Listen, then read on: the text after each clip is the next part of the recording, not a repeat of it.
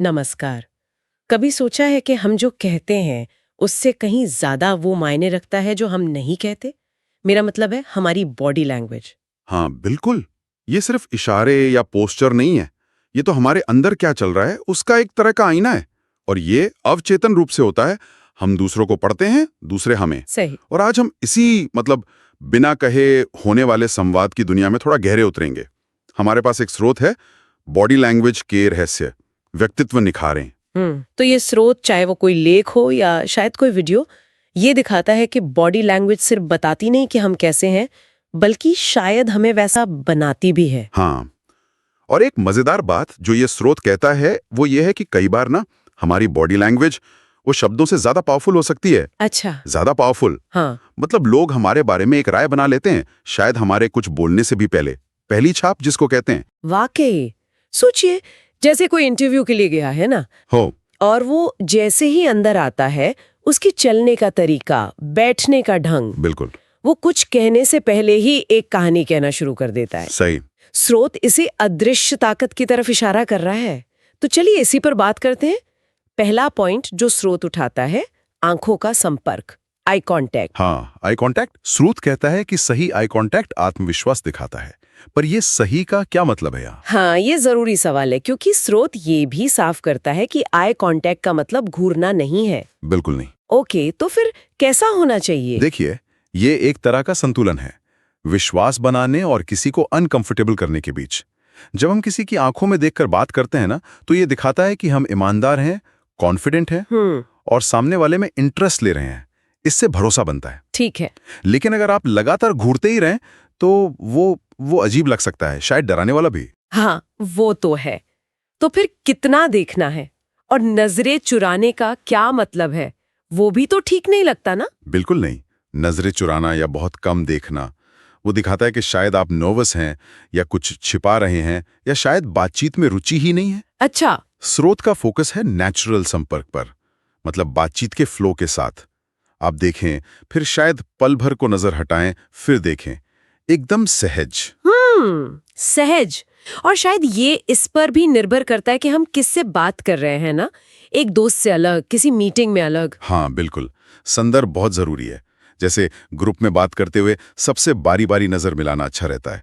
सबको लगता है कि आप उनसे जुड़े हुए हैं। समझ गई। तो आंखों के बाद श्रोता बात करता है चेहरे के भावों की, और कहता है कि एक मुस्कान वो शब्दों से ज्यादा कह सकती है। हाँ, मुस्कान ये तो यूनिवर्सल है ना। हाँ। भाषा कोई भी हो, मुस्कान सब समझते हैं। सही कहा। और ये तुरंत माहौल को हल्का और पॉजिटिव बना देती है। स्रोत कहता है कि एक सच्ची हल्की मुस्कान अपनेपन का एहसास कराती है। और ये साइकोलॉजिकली भी सही है।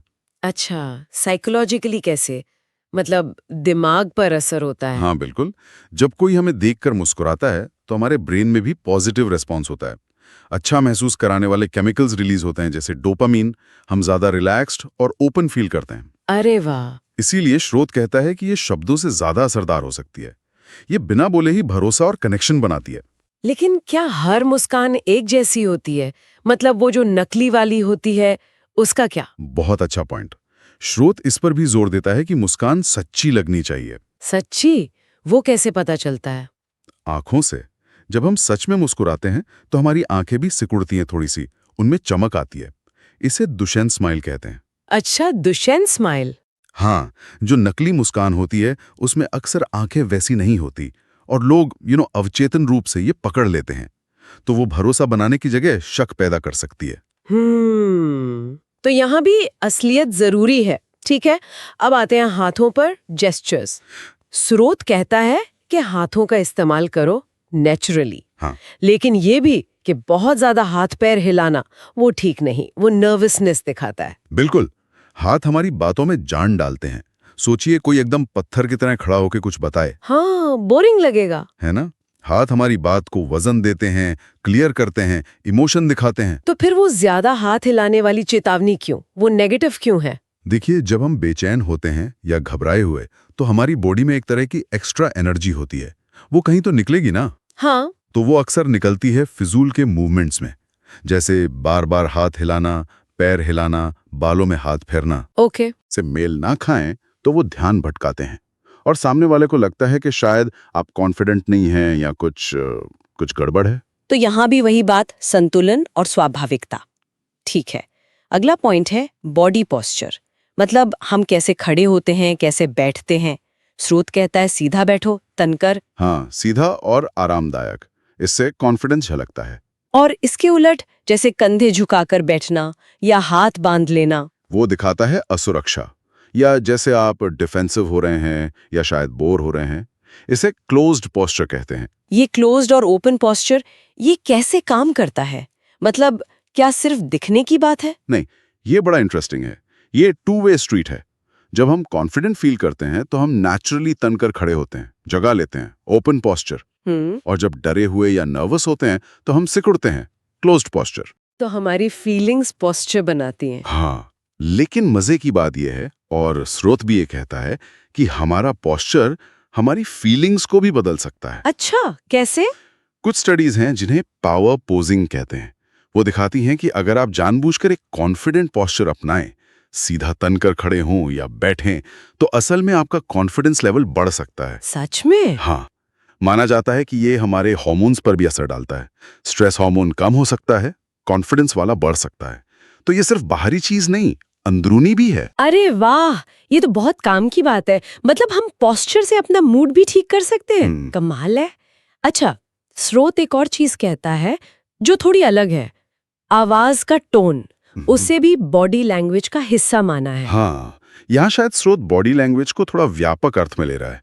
मतलब हर वो चीज जो शब्दों के बिना कम्युनिकेट करती है। ओके। और हमारी आवाज का लहजा, वो कितनी ऊंची है, कितनी तेज है, कितनी साफ है, उसका उतार चढ़ाव, ये सब शब्दों के मतलब को बहुत बदल सकता है। हाँ, ये तो है। जैसे कोई कहे मैं ठीक हूँ, पर आवाज एकदम मरी हुई हो। बिल्कुल, शब्द कह रहे हैं हाँ, पर टोन चिल्ला रहा है नहीं। सही। इसी तरह बहुत तेज बोलना घबराहट दिखा सकता है, धीमी गहरी आवाज कंट्रोल दिखा सकती है। स्रोत कहता है कि एक साफ, संतुलित और पॉजिटिव टोन सबसे अच्छी होती है। क्यों?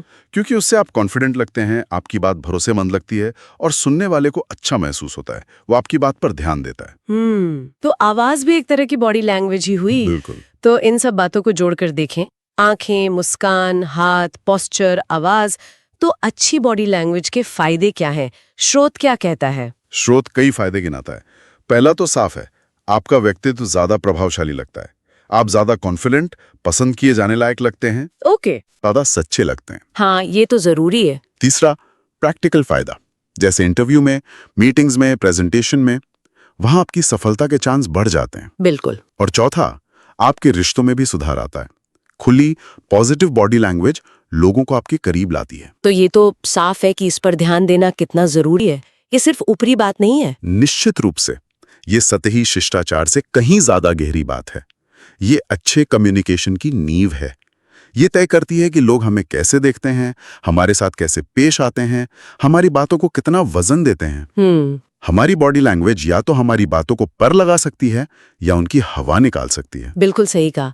तो आज की बातचीत का निचोड़ यही है कि शब्द कहानी का एक हिस्सा है, पर बॉडी लैंग्वेज उसे सच बनाती है, उसे जान देती है। हाँ, और सबसे अच्छी बात यह है, जैसा स्रोत भी कहता है, कि इसे सुधारा जा सकता है। ये कोई पत्थर की लकीर नहीं है। मतलब हम इसे सीख सकते हैं। हाँ, काफी हद तक ये सीखा हुआ व्यवहार है। हम जागरूक होकर, प्रैक्टिस करके इसमें बदलाव ला सकते हैं। जानना कि कौन सा इशारा क्या कहता है, ये पहला कदम है। सही। तो आज हमने स्रोत के आधार पर बॉडी लैंग्वेज के कई पहलू समझे। आई कांटेक्ट, मुस्कान की ताकत, हाथों का सही इस्तेमाल, पोस्चर का असर और आवाज का जादू भी। बिल्कुल। और ये सब जानने के बाद ना एक सवाल मन में आता है। क्या?